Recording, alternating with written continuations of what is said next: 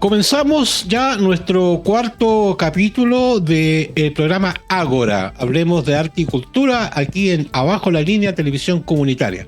Estamos en este proceso de llevar el arte y la cultura a través de la televisión a todos quienes de alguna u otra manera están interesados en saber más, en conocer, en aprender y en conocer y reconocer a los creadores y las creadoras de la Araucanía, a través de este programa aquí en Televisión Comunitaria Abajo la Línea. Como siempre, acompañado de Eduardo Cofré, mi compañero en este programa, los dos creadores de Ágora, y con un invitado muy especial. Y voy a dejar a un artista visual, que es Eduardo Cofré, que nos cuente la historia de este otro gran artista visual que tenemos aquí. Bueno, buenas tardes a todos los que nos están viendo. Nuestro cuarto capítulo, como dice el compañero Larry, consejero, y también ha sido bastante visto. Sí. Visto el programa, ha ido creciendo, así que yo creo que de a poquito vamos mostrando un poquito, ¿cierto?, esta conversación de arte y cultura que nos hace tanta falta en la región y que no está en estos espacios, así que lo aprovechamos aquí bajo la línea en el canal comunitario. Bueno, a mí me toca presentar, voy a ocupar aquí, ¿cierto? El torpeo, antiguamente la libretita, pero ahora, ¿cierto? Estas cosas que son el celular, para presentar aquí a nuestro amigo, nuestro artista visual. Voy a leer porque el currículum es bastante grande. 45 años de trabajo de artista, no es menor. Entonces, por eso, Eugenio Salas Olave, artista visual. El año 83-88 estudia pedagogía media en artes plásticas en la Universidad Católica de acá de Temuco. Del 89 al 90, licenciatura en artes mención pintura, Universidad de Chile, Santiago. Y ahí viene todo un currículo, ¿cierto?, que estaba viendo: asesor, cultura, patrimonio, editor cultural seminario Tiempo 21, profesor facultad Universidad del Biobío, también se fue para esos lados, ¿cierto? Bueno, Eugenio Sala es un artista a nivel nacional e internacional. Asesor también de Patrimonio Comunidad Butal Bun Alto Biobío. Yo estoy leyendo algunas cosas aquí de Eugenio, pero hay un montón. Presidente de APECH, Asociación de Pintores de Chile, filial Temuco. ¿Qué más? Exposiciones, bueno, un montón: mitología mapuche, cartografía mapuche, Galería de Temuco, Universidad Mayor, exposición 25 años de pintura, Salón Cañete, exposición colectivo. Bueno, Eugenio Sala también, ¿cierto?, es integrante de la agrupación de artistas visuales de Temuco, Arco, así que también ahí, bueno, ha estado 8 años con nosotros, así que también uno de los fundadores de Arco, perteneciente Expo. Y presentación del libro Cayinco, el lago sagrado, Universidad Federal de Paraná, Curitiba, Brasil. Uno de los libros, ahí nos va a contar Eugenio, que tiene, ¿cierto?, más libros editados. También, ¿cierto?, escultor en el tema mapuche, mural Inche Tati Lautaro, memoria visual del héroe mapuche, Municipalidad de Cañete, mural Palife, Municipalidad de Los Álamos. Estoy viendo, ¿cierto?, el arte visual, las exposiciones, los murales, las escultura patrimonial, Alcacique, Venancio, Coñepán, Villarrica, escultura 4 Chemamul para Costanera de Quideco, Tirúa, en fin. Investigación Patrimonio Cultural Liquiñe, Fundación Huilo Huilo. Yo me quería detener ahí porque la semana pasada Eugenio Sala, ¿cierto?, estuvo ahí inaugurando una ruca, que por supuesto le vamos a pedir también que nos cuente sobre ese trabajo con Huilo Huilo y las comunidades mapuches. Bueno, Eugenio, bienvenido a nuestro Ágora. Aquí tendremos más tiempo después para seguir conversando sobre tu currículum y todo lo que has entregado culturalmente a las artes y el patrimonio, no solamente en la región, sino en Chile, sino también en el extranjero. Así que bienvenido, Eugenio, a nuestra conversación y a este programa cuarto de Ágora. Muchas gracias, encantado de estar contigo, Eduardo, con Larry, poder compartir tanto mi experiencia como algunos de los conceptos o fundamentos que motivan mi creación artística, mi trabajo de investigación y sobre todo lo que yo siempre digo, el trabajo cultural. Así es que encantado y a disposición de ustedes en este programa de Ágora, ¿no es cierto?, del canal Bajo la Línea. El canal comunitario. Vamos a iniciar la conversación primero. Estamos en una fecha importante. Se nos viene un momento muy significativo para la región, porque la Araucanía es, sin lugar a dudas, el territorio ancestral mapuche, históricamente que ha sufrido una serie de situaciones que han ido muchas veces mermando las expresiones. Sin embargo, en los últimos tiempos se ha estado revitalizando la cultura mapuche y se ha ido integrando también en la cotidianidad de los que no son mapuches, ¿ya? Y de esa manera hemos podido ver que la gente no mapuche participa también y con gran entusiasmo de diversas manifestaciones. Y se nos viene el Huetripanto. Y eso es una fecha importante, que tú como artista visual y también como con mucha pertenencia dentro de tus obras de lo que es la cultura y la cosmovisión mapuche, ¿qué significado tiene para ti el Huachipantu desde el punto de vista no solamente artístico, sino desde el punto de vista cultural? Bueno, en primer lugar, yo creo que hay un elemento que considerar. Nosotros nacimos en un continente, en un territorio, en un pueblo, y tenemos un origen anterior a eso, que son nuestros padres, nuestros abuelos. Yo tengo 4 abuelos como todos, ¿no es cierto? Conocí solo a uno, no conocí a mis abuelas, pero tengo la abuela, la madre de mi papá, vivía en la comunidad de Mune. Esto es entre Villarrica y Pitrufquén, en Mune Bajo. Y mi padre siempre nos contó cuando niños que ellos vivían en Ruca y que durante 2 inviernos el río Tolten salió y se llevó su Ruca, su vivienda, y se salvaron en un guampo. Entonces tengo una herencia de memoria vinculada al mundo mapuche. Por el otro lado, los Olave, mi abuelo Olave era vasco. Entonces se juntaron, que es el resultado de muchos de los chilenos, ¿no es cierto? Una mezcla entre mapuche y mestizo. Pero cuando uno reconoce que ha nacido en un territorio tan valioso, con tanta historia como Arauco, el Biobío y Cautín, Mayeco, la Araucanía, como dices tú, este gran territorio que está dividido administrativamente, pero unido social, culturalmente y geográficamente unido. Entonces yo asumí que el tema mapuche, que la herencia cultural mapuche me pertenecía. Lo que celebramos hoy día como Huachipantu, o que vivenciamos como Huachipantu, porque no solo es una celebración, es una manera de estar vinculado a la tierra, a la pertenencia, a tu identidad. Es probablemente una relación mucho más antigua que lo que nosotros nos ha llegado como herencia. Es decir, es el solsticio de invierno, lo celebran todos los pueblos de la tierra. El Inti Raymi en Perú, por parte de los incas, tiene su correspondencia en el Huachipantu mapuche. 21, 22 o 24 de junio, más o menos, porque hay una pequeña variación, ¿no es cierto?, en nuestro calendario, que hace que se conmemore esta fecha donde tenemos al sol lo más distante del Ecuador y por supuesto del hemisferio sur, donde está el pueblo mapuche. Pero nosotros podemos observar una serie de otras relaciones a partir de esa primera astronómica. La Ruca tiene su puerta orientada en relación al sol. Los Guillatúe tienen sus altares, y la distribución, ubicación del Lonco, la Machi, los Tayulfe, las familias, los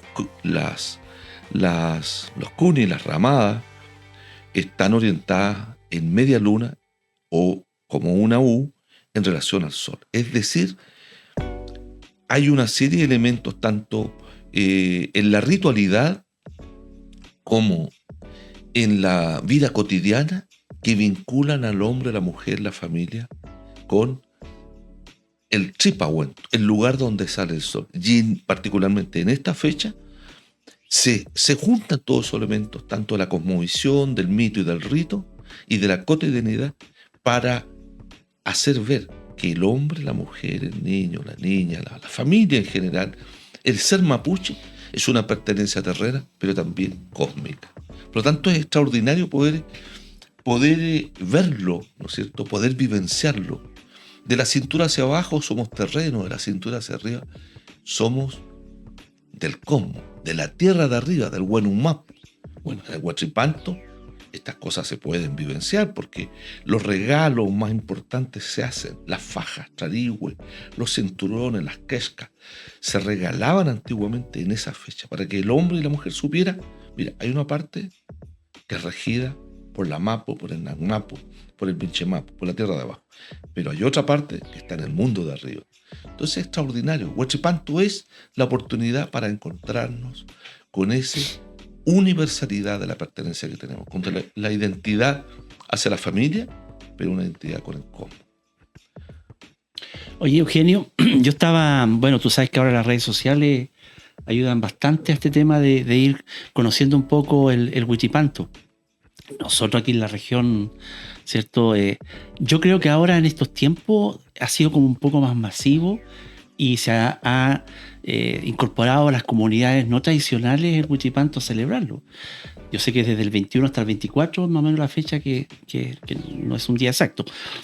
Fíjate que una de las cosas que yo he visto de algunos loncos que han manifestado a través del Huichipanto Consulta era el encuentro de la familia.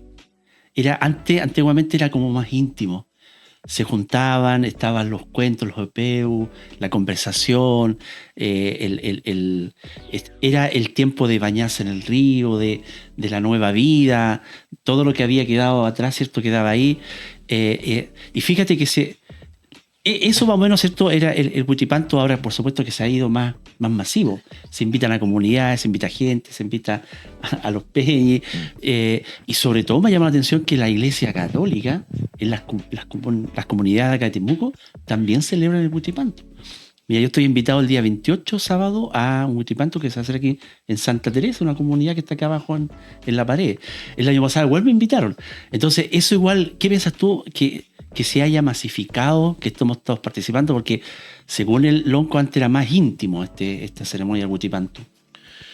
Es decir, lo que hemos visto nosotros, tanto la historia como cualquier elemento de la cultura, sea los tejidos, sea la platería, son estrategias narrativas que buscan dar continuidad al legado de los antepasados. Por supuesto que la guerra produce inflexiones donde se cierra la comunidad o las comunidades. Hay momentos políticos tremendamente complejos de persecución, podríamos decir, de las ideas fundamentales. Por lo tanto, la comunidad se cierra, pero genera una estrategia para la continuidad de sus saberes, de sus conocimientos, de su sabiduría. Entonces, la ruca, como un refugio del habitar en íntimo, ¿no es cierto? Pero con sus relaciones con el cosmos, con el fuego encendido permanentemente, que no solo para calentar los alimentos y la cocción y calentar el cuerpo, sino que es la representación del espíritu de esa propia familia. El fuego es lo primero que se tiene que identificar si tú vas a participar del guillatún en una rogativa. ¿Dónde está el fuego? Reconozca su fuego. ¿A qué familia, a qué linaje pertenece usted? Entonces, recordemos que cuando llegan los europeos, los conquistadores españoles, no solo traen la espada, también trajeron la cruz. Y con ella, a veces bendicen y otras veces persiguen tenazmente el pensamiento, las ideas y las prácticas de la espiritualidad mapuche. Entre ellas, los de Huachipanto instalan la fecha de San Juan, independiente del sentido, el significado de esa fiesta, la instalan para el Huachipanto. De una u otra manera, buscan suprimir, porque el mapuche ¿dónde empieza el Huachipanto? En la cascada, dicen algunos. Pero con los antepasados empiezan en el Tún, empiezan en el Cerro Sagrado, en el Chenchen, van a pedir permiso, van a hacer ruegos. Después viene a la comunidad, después está en la familia. Esos los altares. La iglesia instaló una cruz. Entonces no podemos negar que hubo una persecución y eso generó estrategias de resistencia y de continuidad a través de las artes, a través del epeu, del netram, del gul, del tayul, del romanceo, de las formas discursivas en las cuales se narraba la historia de la comunidad, de la familia. ¿Y eso qué es lo que producía? el fortalecimiento de la identidad. Entonces, yo el 83, llegando a Temuco, fui invitado a un huachipanto aquí mismo, en una sede comunitaria aquí en este sector. Y no recuerdo exactamente, recuerdo si la familia, algunos rostros, estuve ahí. Y la apertura me parece extraordinariamente, porque no es una cosa política, sino que yo creo que se debe también a una necesidad espiritual más profunda. ¿Quién no quiere encontrarse con una familia extendida más allá de los que son de la misma genética, sino de la comunidad? ¿Quién no quiere encontrarse además con la naturaleza? Encontrar el sentido de su propio destino, de su vida. Dice, oye, quiero ser artista, trabajo en esto, cualquiera sea su profesión. Quiere proyectar ese sentir, ese pensamiento, ese conocimiento hacia el futuro. ¿Qué mejor que una fecha como esta? Porque nos completa, nos hace ver que tenemos una dimensión mayor. Yo quería mencionarte a propósito de lo que estás comentando. Yo, por ascendencia, digamos, vengo de la zona norte de Chile. Crecí en Antofagasta y viví muchos años en Iquique. Conozco el norte y trabajé mucho con las comunidades aymaras. Tuve la suerte de estar en un Inti Raymi en La Paz, en Bolivia, en la Plaza San Francisco, frente a la catedral. Muy hermoso. Y también estuve en algunas celebraciones del Inti Raymi en comunidades aymaras, en Cochán, en Pisiga, en Cariquima. Por ahí anduve dando vueltas en Ancuaque, una fiesta San Lorenzo también, en Arica también. Y sí me percaté de lo que tú mencionabas, del tema de ese sincretismo que hizo la Iglesia Católica, de cómo se, entre comillas, apoderaron, digamos, de ciertos símbolos, de ciertas ritualidades. En la zona norte, en el altiplano de Chile, los cerros son sagrados. Allá le dicen Malcu a los cerros. Y era costumbre de las comunidades aymaras subir hacia los cerros para hacer los ritos arriba, donde hacían el sacrificio de alguna llama, de alguna alpaca arriba, ofrendas con quinoa y con diversos frutos.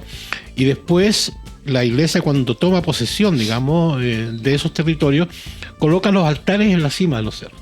Entonces las procesiones llegan allá. Y se produce una cosa muy extraña, porque antiguamente el consumo, por ejemplo, de alcohol en las comunidades indígenas era muy ritual. Pero después, con el tiempo, la mayoría estoy hablando solamente de ese ámbito de allá, de esa zona, muchas comunidades, al momento de ascender o de ir hacia el altar que estaba arriba del Malcu, en el cerro, se emborrachaban. Se emborrachaban a un nivel ya casi extremo. Y era sencillamente porque llegaban al altar para adorar al Dios católico, digamos, pero con una vergüenza interna muy fuerte, porque le estaban faltando el respeto a su Dios ancestral. Entonces llegaban en un estado etílico que los hacía evadirse. Fue una situación que marcó mucho a los pueblos andinos en esa época. Y esa situación, esa mezcla, esa apropiación a veces de la cultura también influye en estos tiempos, cuando hablábamos de que, lo mencionaba Eduardo, de que era un rito de familia, de que era muy privado. Pero yo también atribuyo de que la modernización, la facilidad para la conectividad entre las comunidades, la tecnología ha permitido que ya sea muy difícil estar solo. O sea, aunque suene raro, pero es muy difícil estar solo, porque me pasa a mí, digo, yo vivo en la zona de Petrusquén, en la zona del campo, y quiero estar solo, pero está el teléfono, pues te llaman, pues cada 5 minutos, qué sé yo, te llega un correo o está la internet. Entonces, estar solo es muy difícil, ¿ya? Entonces, ahora hacer actividades solo en familia también es difícil, porque ya hay más conectividad, hay más relacionamiento, por lo tanto también se ha ido perdiendo esa actividad de estar casi como enclaustrado en lo propio, ¿ya? Y eso tiene dos factores, y ahí es donde quiero que tú me comentes. Ha permitido que personas que no estaban acostumbradas a relacionarse, ahora sí tienen ese acceso, y ha masificado la diversidad cultural, ¿ya? tenemos más acceso a conocer los procesos creativos de otros pueblos, de otras personas. Tenemos más acceso también a conocer las técnicas de otros de trabajo de otros pueblos, de otras personas, y tenemos acceso también a compartir lo nuestro con lo otro. Y esa multiplicidad ha generado también una diversidad cultural. ¿Crees tú que la Araucanía, culturalmente, en términos de lo que está pasando tanto con la cultura mapuche, con la cultura no mapuche, más la llegada de los inmigrantes, todo eso, ha generado una nueva diversidad cultural, una nueva estética en términos de los procesos creativos, de los productos que se generan de los procesos creativos? Sí, mira, en general la percepción que yo tengo es que, como tú dices, las otras culturas, lo que estaba lejos, la estética asiática, la estética de Medio Oriente, los documentales que tú puedes ver en la internet sobre países de los cuales apenas lo había escuchado de nombre en los mapas, hoy día sabes algo sobre el turismo, la forma de vida. En el fondo, claro, nosotros tenemos una pertenencia mayor, la humanidad completa. También el tema de una crisis global asociada al impacto que nos produce la guerra o al daño al medio ambiente, la sobreexplotación de los recursos, también nos hace que eso que estaba muy lejano sea también nuestro, también nos duele. Entonces, ¿cómo no abrirnos a entender esas otras culturas? El desafío es que sea en un nivel más profundo, que no solo sea la noticia, la caricatura, ¿no es cierto?, muchas veces, sino que sea en un nivel más profundo, para producir esto que dices tú, la interculturalidad, la multiculturalidad. Yo creo que el arte es el puente fundamental. La cultura, que tiene una manifestación que son las artes, ¿no es cierto?, es la que hay que ser capaz de transformar en la estrategia de desarrollo de los pueblos. Siempre se piensa, los políticos piensan en la economía, piensan en los bienes materiales. Yo pienso en la cultura. O sea, sin la construcción del respeto, sin trabajar por conocer la diversidad, la mirada del otro, me refiero a la persona o el pueblo o su cultura, es difícil pensar en el desarrollo. Siempre vamos a estar en que lo mío es mejor, o no solo es diferente, sino que es único, o tiene este nivel, lo tuyo tiene este otro. La única posibilidad, entendiendo que existe eso, existen culturas superiores a otras, pero las humanidades esperamos que todas avancen. Esta diversidad del ser, ¿no es cierto?, de la pertenencia, puede ser distinta, pero la identidad del ser es común. Entonces las artes contribuyen a esto. Yo espero, fíjate, en ese sentido creo que se abren tanto los espacios culturales para mostrar lo diverso. Es una tarea muy necesaria en una ciudad como Temuco, capital de una región y en un territorio tan importante como la Araucanía, que sea capaz de adelantarse a eso, liderar eso. Yo en ese sentido siento que estamos en deuda. Estando las oportunidades, tú ves pasar. Yo aquí estos días estuvo una investigadora de los Estados Unidos, de una universidad que está haciendo su doctorado, vino a entrevistarme y entrevistó a otras personas, visitó algunos lugares. Entonces, ¿y dónde más la llevamos? ¿Dónde más llevamos que anda viendo esto? Es decir, fuera el Museo Ferroviario, el Museo Regional, y se nos agota. Porque además vienen con una investigación que ya está pauteada hace meses. Voy a ver esto. ¿Qué más? Y hay regiones que tienen una cierta puesta en escena, un compromiso cultural más consolidado que el nuestro. Nosotros tenemos el potencial, y no cabe ninguna duda, y probablemente estén muchas de los actores, el capital humano esté. Falta que la autoridad lo asuma. Yo creo que a veces, fíjate, el esfuerzo particular y también de los colectivos, de las instituciones, también pienso en la academia y del mundo cultural sobre todo, lo que falta es un encuentro para generar una narrativa de consenso. Es decir, como decir, pongámonos de acuerdo, un poco, no es necesario que sepamos exactamente lo que somos, pero sí qué queremos hacer y para dónde queremos proyectar. Y la cultura es para mí el eje del desarrollo, porque fíjate, nutre a la educación, nutre el turismo, nutre la dinámica de las ciudades, la planificación de la ciudad sin los elementos culturales. ¿Qué es lo que son? Poblaciones humanas hacinadas, estresadas, que corren después para llegar al centro buscando estacionamiento. Sí, es una cosa muy, muy, muy extraña que culturalmente no se piense, cuando es básico el problema que nos produce. Así es que tenemos no solo compartimos esa idea de que es importante y de que la multiplicidad de voces es la riqueza más grande que tenemos. Si seamos todos iguales, eso es fome, es aburrido. Pero un eje en torno al cual desarrollarnos. Yo creo que esa es nuestra apuesta, nuestro compromiso, y eso es lo que yo creo que cada uno de nosotros que trabaja en el mundo del arte y la cultura está proyectando.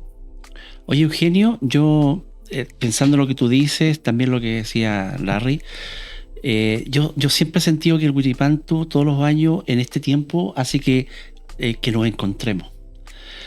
Y pareciera que estos espacios de sentarse, de pensar, de conversar, lo que tú dices alrededor del fogón, a través del fuego, en el invierno prendemos la estufita y nos mantenemos calentitos, hay como un sentido de familia, de juntarnos.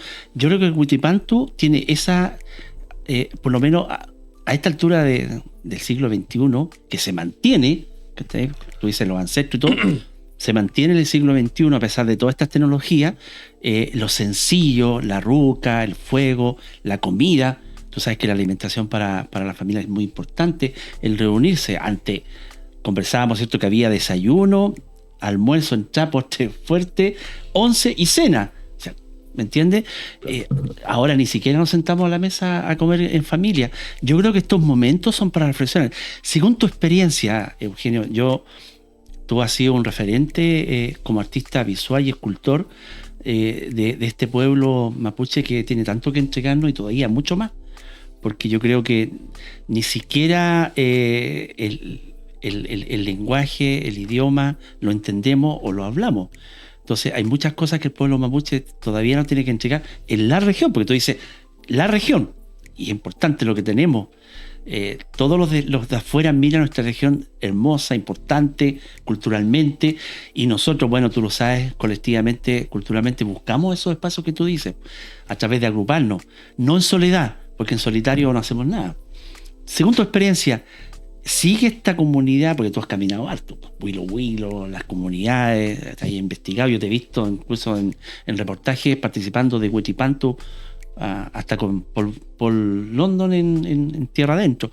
¿Se da ahora en el siglo XXI, en este tiempo, ahora en el 2026, este encuentro? ¿Hay un aprendizaje todos los años distinto? ¿Va creciendo? ¿Nos reunimos más? ¿Qué piensas tú frente a eso?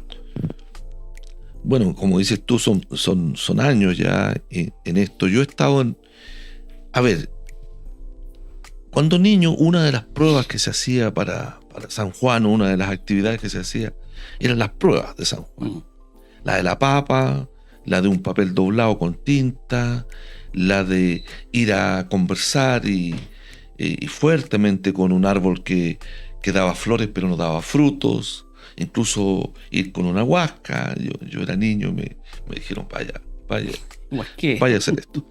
Entonces, eso es lo primero que tiene uno. Después los relatos que contaba el abuelo, que nos visitaba mi abuelo Pedro, pero mi madre, mis tíos, mi padre, todas esas historias que se recogían en familia.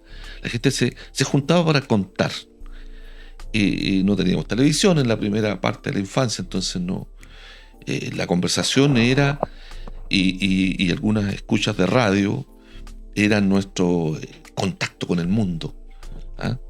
Y luego, ya en los 80, en el contacto directo con las comunidades, lo que yo he visto es, desde el retorno a esta práctica, generando una apertura para que nos acompañe el que quiera, otra familia.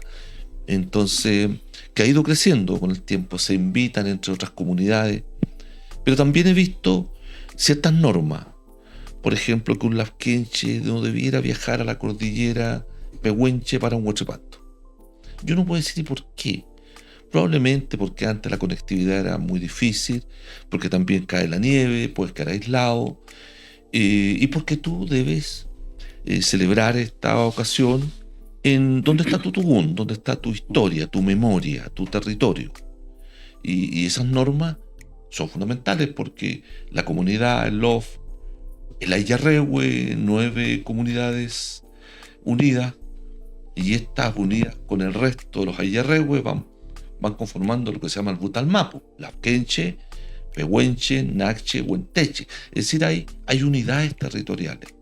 Bueno, en el Huachipanto todo eso se vivencia, porque se comenta cómo era antes, qué comían, a qué hora se levantaban.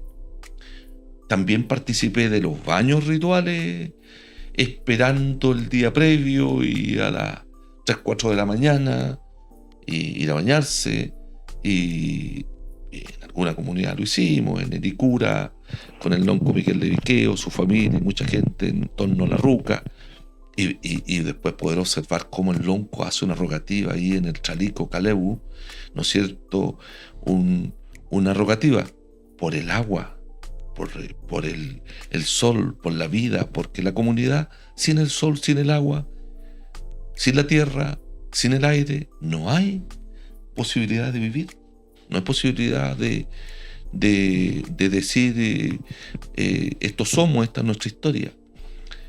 Entonces, se vivencian durante estos días del Huachipanto el conjunto de saberes, de conocimiento, de epeu, que son los cuentos, de los mitos. Se habla de los ñen, del espíritu de la cordillera, del río. Es una comunicación entre lo cotidiano y lo sagrado. Es decir, a los niños se les va a enseñar a qué hora levantarse, qué es lo primero que hay que hacer, agradecer. Toda rogativa en todas las culturas del mundo se inicia dando. ¿Qué es lo que se da? Las gracias por estar vivo, por estar en este territorio, por el sol, por la familia, por la lluvia, por todos los elementos. Se inicia toda rogativa dando agradecimiento.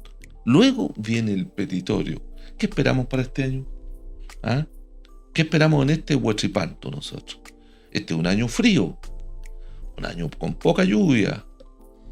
A mí me enseñaron desde niño a mirar las noches, las estrellas en los veranos.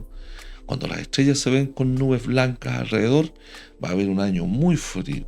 Entonces este verano lo observé muchas veces, estando en Trafampuya y en Cunco al interior, donde un amigo alemán que está terminando una construcción ahí a 600 metros de altura en un sector de interior donde no hay ninguna ampolleta, ninguna luz. Entonces uno puede ver solo el cielo. Observa, vamos a tener un año frío, muy frío, con poca lluvia. Entonces, ¿qué dicen los mayores en esta fecha? Hay que preocuparse entonces de la aparición de los animales. Hay que preocuparse de no tener heridas en el cuerpo, porque van a demorar en cicatrizar. Hay que preocuparse de cómo va a venir el brote de los árboles en la primavera, 3 meses después. Pero todo eso se está gestando ahora, en esta fecha. Se puede cortar el pelo. Hay personas que dicen, no, es una muy buena fecha para cortarse el pelo. Bañarse para limpiar el cuerpo, pero también para limpiarse por dentro. Entonces el Huachipanto reúne el conjunto de saberes asociados a la vida de una persona, con su familia, con su comunidad. Yo encuentro que es una fecha extraordinaria porque, como sabemos, el frío nos hace que estemos más en la casa. Pero ¿qué vamos a hacer en la casa? ¿Vamos a ver tele? ¿Vamos a estar más en internet? Sí. ¿O vamos a trabajar más en nosotros mismos porque estamos ahí sembrando lo que vamos a cosechar en el verano después? Sí. Qué importante escucharte, Eugenio, sobre el tema de los saberes, sobre el tema de lo que nos deja la percepción que tenemos del medio ambiente. Estamos en el 4º capítulo de Ágora, aquí en Televisión Abajo la Línea, conversando con Eugenio Salas, un destacado y reconocido artista visual. Estaba hablando del Huachipantu y tocamos el tema de los saberes, tocamos el tema de cómo los ancianos o los mayores nos pueden anticipar lo que viene a través de la observación y del contacto con nuestro entorno. Y eso es súper importante porque hemos ido perdiendo un poco esa conexión con lo que nos rodea. Estamos en tiempos donde se ha masificado esto de una cultura del individualismo y del yoísmo y también del menosprecio hacia los saberes de los mayores, ¿ya? Antiguamente los consejos de ancianos o los mismos abuelos eran importantes. Y es un mensaje también que podemos dar, la importancia que tienen los abuelos en la familia, porque un niño sabe que su padre es su padre, su madre es su madre, porque tiene esa conexión biológica, por llamarla así, natural, de que él es el papá. Pero el abuelo, que es el padre de su padre, le da al niño no solamente el tener un abuelo que lo regalonee, sino que le da el sentido de pertenencia, de que hay una familia, o sea, de que hay más allá de su padre hay otro padre, hay una historia, o sea, le da el sentido de pertenecer a un clan, por llamarlo de una manera. Por eso la importancia de los abuelos, le da a los nietos y a los bisnietos que llevamos esa sensación de que hay todo un legado, hay una trayectoria de vida de personas a las cuales él pertenece, esa pertenencia familiar. Y en este caso, bueno, el Huachipantu y muchas otras ceremonias alrededor del mundo que son tradiciones de los pueblos originarios generan esa sensación y esa visualización también del entorno. Quiero que pasemos ahora a hablar un poco del artista, del creador. ¿Y por qué hablamos de Huachipantu también? Bueno, aparte de que es la fecha, que estamos en eso, es porque no sé si toda la obra o mayor parte de la obra que yo conozco de tu trabajo, Eugenio, de alguna manera tiene elementos tomados desde la cosmovisión y de la percepción de esa mirada que tiene el pueblo mapuche respecto a la naturaleza, respecto al entorno. Vi una obra tuya muy grande, muy linda ahí en una exposición en la Teodoro Víquez con un guampu que estaba ahí. Me hizo acordar de los guampus que encontraron en el lago en Villarrica, en Pucón, creo que fue, que estaba sumergido durante muchos años y apareció. Entonces hay muchos elementos, los mismos chemamul, también, los chemamul que hace también mi amigo aquí Eduardo, y yo lo molesto porque digo que son piezas de ajedrez, que siempre hace el rey y la reina, nunca hace los peones. Nos reímos mucho también de cómo a veces el arte nos permite liberar cosas. Me gustó mucho eso de que el arte es el puente fundamental que tú mencionaste recién. Yo creo que es así. Hablemos un poco de tu proceso creativo, de tu creación. ¿Cómo ha sido o qué ha sido lo que ha motivado que la cultura mapuche, las imágenes, el mundo que nos rodea, que también nos pertenece sin ser mapuche originalmente, también estamos rodeados de esta naturaleza, de este mundo, de esta mapu, ha sido tan permanente o tan importante dentro de tu proceso creativo? Mira, yo decía que tengo una abuela mapuche, yo creo que muchos lo pueden decir, digamos, pero asumirlo como parte de tu identidad, no todo el mundo lo hace porque también hay una especie de sesgo, ¿no es cierto? Es como, ¿quién no tiene una abuela mapuche? Entonces con eso puedes entrar en este mundo. La verdad que yo fui criado en ese mundo, entonces no solo no me es lejano, sino que me es muy cercano. Pero yo fui formado en una escuela que viene de la escuela chilena, viene de la Europa. Y los primeros libros que yo conocí fue El Pequeño Larousse. Y después leí, los segundos libros fueron las enciclopedias, después fueron las pinacotecas y los libros de historia. Y la geografía universal. No fue la cultura mapuche. ¿Qué me significó esa lectura?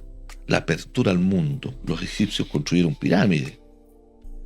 Entonces, y los aztecas y los mayas, eso lo conocí más tardíamente. Pero cuando iba a una comunidad a los 8 o 10 años de visita o de compra, acompañando a mi mamá, que siempre andaba haciendo algún tipo de negocio pequeño, Y yo me di cuenta después que era una forma de convivir con ellos, saludarse, hacer amistad. Después pasaban las caseras a vender cosas, huevos, aves, verduras. Y mamá las miraba y le decía, esta media entumida, no ha tomado mate, que hay que salir temprano. Bueno, a los minutos estaba dentro de la casa tomando mate. Entonces, eso lo vi cotidianamente, sin ningún sesgo, sin ninguna diferencia, sin ningún elemento de que si hablas mapudungún pasa, si no hablas mapudungún no pasa, si eres huenteche sí, si eres lasquenche no. Nunca lo vi. Fue cotidiano, natural. Yo tenía compañeros de curso en básica y enseñanza media que eran mapuches y era amigos de ellos. Iba a sus campos a andar a caballo, hacíamos excursiones. Conviví siempre con el segundo y con el otro también, que no lo era o que probablemente lo miraba con cierta distancia. Nunca, yo no he tenido ese problema. Lo que sucede es que después ya a los 20 años, cuando yo empecé a pintar a los 14 años y decidí ser artista. Entonces me costó bastante terminar la enseñanza media pese a tener buenas notas. Porque yo quería ser artista y eso era una cosa distinta y me aburría las clases. Pero me salvaba porque tenía buenas notas, no tenía problema. Entonces, pero comencé a pintar y comencé a ir a las comunidades y comencé a recopilar historias. Pese a que en mis primeros 7 años, para ser muy sincero, tiene muy poco, tiene un par de elementos vinculados a la cultura mapuche. El resto es mi etapa formativa de manera autodidacta antes de ir a la universidad. Es el paisajismo, el realismo europeo, ciertas tendencias fundamentales y la lectura, sobre todo la lectura del mundo griego y después del periodo del Renacimiento. O sea, los grandes genios. Yo no miraba muchos otros personajes porque me parecían tan menores alrededor de estos genios. Bueno, cosas de uno, ¿no? Como me pasó cuando se abrió el Museo de Bellas Artes en Santiago después de conocer tanta pintura por libros, revistas, fotografías, diapositivas y algunos documentales, ver las pinturas de Mata en el Museo de Bellas Artes que eran 3 horas. El resto dije, ¿de dónde están los artistas? Dije, me costó muchísimo, hasta el día de hoy recuerdo el impacto de esa obra, cómo la síntesis entre un lenguaje casi abstracto con elementos figurativos permitía mostrar un universo anterior a la tierra, a los seres, a la forma, y por otro lado me parecía del futuro. Entonces no sabía si estaba en el fondo de la tierra antes que se originara la vida o estaba en el cosmos viajando. Qué extraordinario, cómo generó una perspectiva espacial al interior del cuadro que rompía la visión bidimensional, alto por ancho, en una profundidad de campo, que además estaba en desplazamiento. Era como un viaje en una nave. Entonces, ese arte me llevó a pensar, imposible ser artista con genios como estos, con ese conocimiento. ¿Qué puedo hacer yo? Entonces me refugié en que están los mayas, están los aztecas, están los incas, los griegos, los egipcios, etcétera, etcétera, etcétera. Y los mapuches no están en ese universo, existiendo como pueblo. Y yo estoy aquí. Bueno, voy a ayudar a que sean visibles, modestamente, a partir del mito, de su historia, de su personaje. Miraba un libro, el mapuche estaba en blanco y negro. La foto no era muy buena, no sé si lo estaban apuntando, no sé si le temía la cámara fotográfica estar 30 segundos o 1 minuto ahí sin moverse. Claro. Me parecían aterrorizados los personajes. Yo los quise hacer, los que yo conocía eran a color, con la historia del abuelo que decíamos recién. Entonces yo miraba al personaje que tenía al frente, pero yo decía, pero ¿no será el mismo descendiente de Lautaro este? Bueno, y toda esa fantasía me llevó a hacer pinturas que ya son una enorme cantidad de series sobre su personaje, su historia, sus ritos, su mitología sobre todo. Y en el caso de Chemamul conocí a algunas personas desde niño que después los encontré muchas veces. Ignacio Carilao Huichalao, la comunidad ahí cerca del Malo en Yeuyeu. Después lo encontré en Cañete. ¿Y qué está haciendo? ¿Qué trabaja? ¿No quiere? Hagamos unas esculturas. Quiero hacer una escultura. Aceptó trabajar conmigo. Entonces empecé a trabajar en esto, mirando que había piezas en museo, que había fotografía antigua. Después había una comunidad que quería reivindicar su espacio, que no había ni letrero a la entrada de la comunidad, las casas eran idénticas a las casas de cualquier campesino. Yo le decía, pero no hay identidad. Ustedes tienen una historia, son la comunidad, qué sé yo, Curiñanco. Bueno, ¿y dónde está Curiñanco? Hagamos algo por eso. Así surgió la idea de incorporar el Chemamul como un dispositivo que hacía visible la historia de ese cacique o de esa comunidad. Bueno, hoy día van 208 esculturas desarrolladas en Chile desde Santiago hasta Puerto Montt, 12 a nivel internacional, todas con la misma idea, hacer visible aspectos profundos de la cultura mapuche para que dialogue con las otras culturas. Porque yo digo, ese hombre que nació aquí y esa mujer, ese pueblo que está acá, tiene una cosmovisión en relación con la naturaleza que es tan universal, que es tan hermosa, tan profunda. Hijos de la tierra, pero una tierra que empieza aquí abajo y que termina arriba. Una tierra vertical que tiene una dimensión tangible y una intangible que nos compromete. Qué importante poder difundirla. Qué importante contárselo a otros. Y eso he buscado hacer a través del arte. ¿Qué son mis libros? Ya 11 libros publicados. ¿Qué son? La síntesis de lo que me han contado. Yo lo único que he hecho es tomar nota, registrar, fotografiar, documentar y en cierto modo describir aquello que conecta una cosa con otra, pero son las historias de ellos, son las historias de las comunidades. Yo no he inventado nada. Lo que sí he inventado y me atribuyo es la pintura. En el caso de la escultura, más bien es un compromiso de continuidad con un pueblo que me lo ha permitido. Las comunidades saben que ninguna escultura se ha hecho porque yo quise. Ha sido un compromiso y un trabajo colectivo. Como decía Gastón Sublet cuando le preguntaron sobre la cultura mapuche, lo que estaba ocurriendo, dijo que los mapuches en el fondo lo que defienden es el paraíso. Así que en el fondo todo lo que tú has contado un poco es visibilizar y visualizar ese paraíso que existe acá. Estamos llegando casi al término de este encuentro con Sí. Eugenio Salas aquí en Abajo la Línea de Televisión, ¿o no? Comunitaria. ¿Tenemos algunas cosas que comentar Sí, también? sí. Antes de agradecer y hacer un despedir. poquito de panorama de algunas actividades que hay. Usted estuvo dando vueltas y hurgueteando en las actividades, me parece, Más ¿no? vueltas que fui. Cuéntanos, ¿dónde anduve?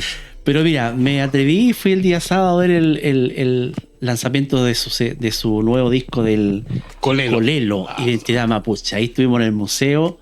Extraordinario. La verdad que yo me sentí muy orgulloso y feliz de que mucha gente acompañara este lanzamiento a un músico que lleva 25 años haciendo música y mostrando un poco, ¿cierto?, también la identidad mapuche a través del canto de la música. Así que 4 veces nominado al Altazor. Al premio de la música. Pulsar. El Pulsar. Pulsar. Y ojalá que este otro año él pueda lograr, ¿cierto?, estar ahí representando al pueblo mapuche a través de la música y también, como decía Eugenio, mostrando, visibilizando nuestro pueblo maravilloso que tenemos. Y es importante eso también porque demuestra que la persistencia en el trabajo, la persistencia en mantener el hacer en lo que uno cree. Cuando uno ama lo que hace y hace lo que ama, puede demorar, pero llega. Sí. Hay muchos artistas que empiezan y desisten. Sí. No, hay que insistir e insistir. No, y la creatividad, po. Yo creo que una de las cosas que hemos aprendido en el arte es buscar la creatividad, así como dice Eugenio, cuenta la historia de Mata. Sí. Nunca vamos a hacer unos Mata, pero tratamos, ¿cierto?, de la creatividad. Sí, pues. Oye, ¿dónde mando? ¿Quién no ve chico, no ve grande? Dicen por ahí, ¿cierto? Claro. Un minuto. ¿Dónde mando metido, don? Mira, yo voy a... esa fue la que yo estuve presencialmente, pero quiero también un poquito hablar de los panoramas que vienen. Ah, ya. ¿Qué tenemos? Sí, bueno, mañana en la aula magna de Temuco, en la Frontera, está, ¿cierto?, el concierto del concierto de películas, que el otro día lo nombramos, así que película, mañana, música película, así que si pueden ir a la Frontera ahí en el aula magna, ¿cierto? Calle Uruguay. Asquintún, hablando de arte visual, ¿cierto? El artista de Vilcún todavía está en la Galería Municipal de Arte, ¿sí? Atkinson, Abuelo de Pájaro. Eso está en la plaza de Armas de Temuco, Sí. la Galería de Arte de la Plaza. Exacto, para que también la puedan ver la actividad, ¿cierto? Y lo otro que me llamó la atención, ¿cierto? Que la municipalidad abrió los tours guiados ancestral por el Huitipantu. Ah, Sí, Monumento Natural Cerro Ñelol, Ruca Pedagógica, Ralun Cuyán, ¿ya? Esto también son tours, empiezan fecha 16, mira, hoy día empiezan los tours, ¿cierto? Así que también para que se acerquen ahí a turismo, para que ¿cierto? Recorran un poquito nuestro pequeño patrimonio que tenemos en Temuco, como decía Eugenio, ¿cierto? El museo y la Araucanía y nuestro Cerro Ñelol. Bueno, también la Feria Pinto, la Feria Pinto también. Río Cautín, que lo tenemos Oye, abandonado. se comenzó ya el proyecto de restauración de las fachadas. En Sí, Temuco, lo vi pintando así de los edificios emblemáticos, sí. El Colegio La Salle, lo que va a ser el Centro Cultural Sí. de la Escuela Técnica Femenina. algunas Sí, cosas. ojalá que el centro vuelva a tener actividad, así eso, nuestro Sí. centro tan emblemático. Lo otro también, hay una nueva actividad en el Museo Ferroviario, Legado y Patrimonio, en la Pinacoteca Histórica viene de la Pinacoteca Histórica del Destacamento Tucapel. Ya. Va a ser una obra también pictórica y en el Museo Nacional Ferroviario. Esto es el 18, jueves 18 a las 18:30 horas. Si se acercan también, si quieren ver un poquito el legado de patrimonio, se llama Legado y Patrimonio Ya. de Tucapel. Ya, Sí. muy bien. Tenemos buenos panoramas Sí, artísticos. Sí, también, bueno, quiero que se metan a la página de la Municipalidad de Temuco, ahí hay hartos panoramas para no nombrarlos todos. Ya. También me quiero detener, que no sé si estuvimos en el lanzamiento del documental Francisca. Sí. Sí, del canal de la Victoria, ahí simplemente Francisca, que lo están mostrando, va a salir en la pantalla. Estuvimos anoche ahí en el Centro Cultural de Las Casas, se le agradece al centro que nos haya abierto las puertas, ¿cierto? A mostrar esto terrible que le pasó, ¿cierto? A la periodista del canal 3 de la Victoria en el 1 de mayo del 2022, ¿cierto? En la celebración de los trabajadores ahí en Meis, ¿cierto? Un narcotraficante que le disparó y la mató. Y fue bastante trágico. Más que nada se está mostrando este documental, ¿cierto? Para que no quede impune lo que está sucediendo en Santiago, ¿cierto? Cuando salen los periodistas de canales que no son, ¿cierto? De los medios tradicionales, ¿cierto? Mira, Sí. claro. Que en el fondo, ahí contaba el abogado que si no hubiese sido por las imágenes que habían tomado los canales que andaban ahí en esa marcha, no hubiese habido, ¿cierto? Se hubiese tomado preso hasta, claro. Claro, este personaje. documental, más allá, digamos, de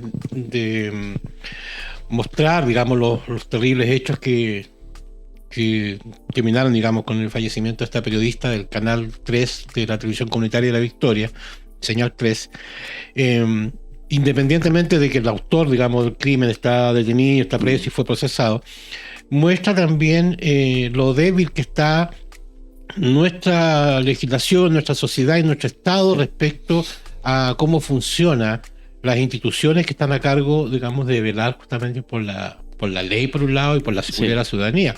Hubo mucha impunidad en esto, y si no hubiese sido, como decías tú, Eduardo, por los testimonios de los canales comunitarios y de los periodistas independientes, esto habría quedado sin castigo, sin justicia, porque reaccionó tarde la policía, hubo encubrimiento, hubo mucha manipulación de la información, mucha tergiversación de la información también. Entonces también hay un tema ahí que tiene que ver con la libertad de prensa, libertad de expresión, con los derechos humanos y con la aplicación de la justicia como corresponde. Mira, anoche en el conversatorio que tuvimos después, ¿cierto?, de lanzado el documental, ahí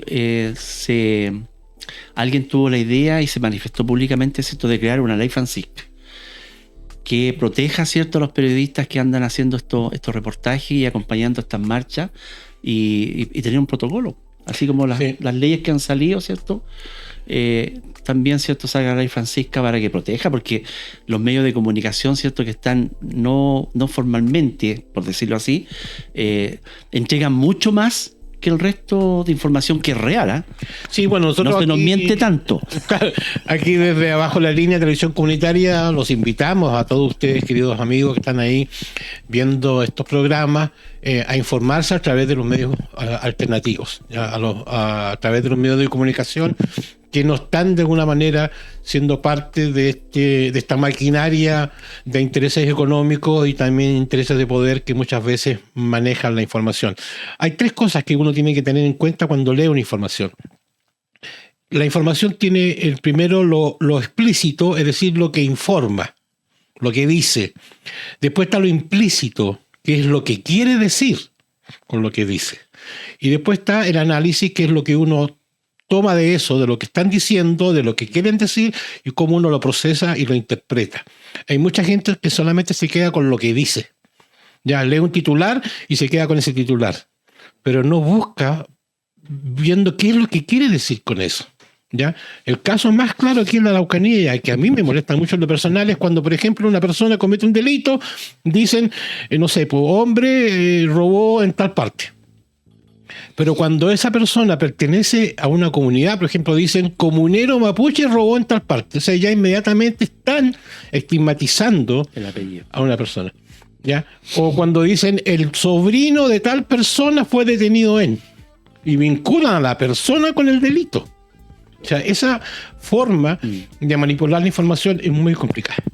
Pero bueno, de eso podemos hablar en nuestro programa. Sí. Vamos a despedir aquí a nuestro artista invitado de hoy en este cuarto capítulo de Ágora, Eugenio Salas, destacado artista visual de la Araucanía con una larguísima trayectoria. Y le voy a preguntar si brevemente, ¿qué se viene para Eugenio Salas estos días? ¿Alguna nueva exposición, algún evento, algo?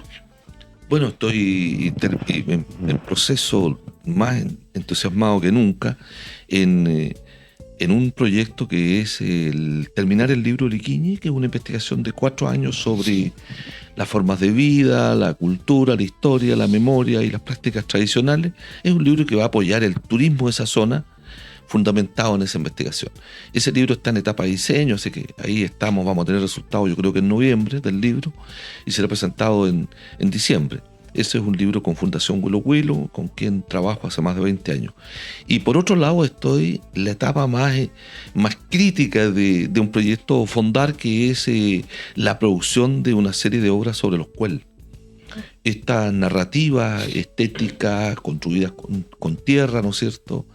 El proyecto se inspira en los Cuel de Mayeco, los que están entre Lumaco y Purén, pero durante todos estos últimos años he tenido información de Los Ángeles, de sectores cordilleranos, en Coñaripe, los fui a ver.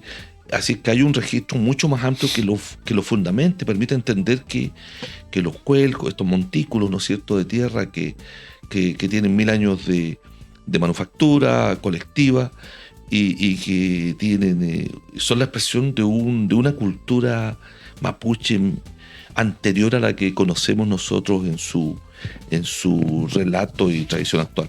Entonces el proyecto es 18 pinturas sobre ese tema. Tengo muchas más en desarrollo, tengo que terminar esas y eso va a tener un catálogo, un librito y además un documental que también está en proceso. Así que eso espero compartírselo, esa es una de las cosas más entusiastas en las que estoy. Ya, pues estaremos pendientes para tenerte aquí de nuevo para que nos hable de los Cuel, que me recuerda mucho a algunas manifestaciones muy similares de los pueblos celtas, vikingos también, que tenían esos montículos de tierra, que muchos pensaban que eran simplemente cerros, después descubrieron que había de hecho una manifestación ahí. Interesantísimo tema para próximo Ágora. Sí. Yo también quiero invitarlo a la comunidad. Me invitó el Museo Ferroviario a hacer un taller este sábado a las 3:30 con niños de 8 a 13 años. Vamos a trabajar el óleo pastel graso y vamos a ver un poquito del Huitipanto y de los Chemamul. Así que para que se inscriban ahí va a salir la página del Museo Ferroviario, para que son poquitos los cupos y vamos a estar también ahí el sábado. Bueno, yo estoy invitado con mis títeres a celebrar el Huitipanto en un jardín infantil de la Pichicautín. Mañana, de hecho, voy a estar ahí en la Pichicautín con los títeres y el día viernes vamos a estar celebrando el Huitipanto en Lanco. con los muñecos también, con una obra Eso, mierda. que se llama Peñito y el Ñurru, el blanco. Van a llegar gorditos los muñecos. Van a llegar llenitos con sopaipillas ahí. Bueno, queridos amigos, nos vamos de aquí de Ágora en nuestro cuarto capítulo. Nos vemos el próximo martes en el número 5 con otro gran invitado o invitada para conversar de arte y cultura. Gracias, Eugenio, por estar con nosotros. Gracias, Larry. Gracias, Eduardo. Bueno, nos vemos en el próximo capítulo. Así que seguimos. Seguimos aquí, Ágora, hablando de arte y cultura en Abajo la Línea Televisión Comunitaria. Adiós.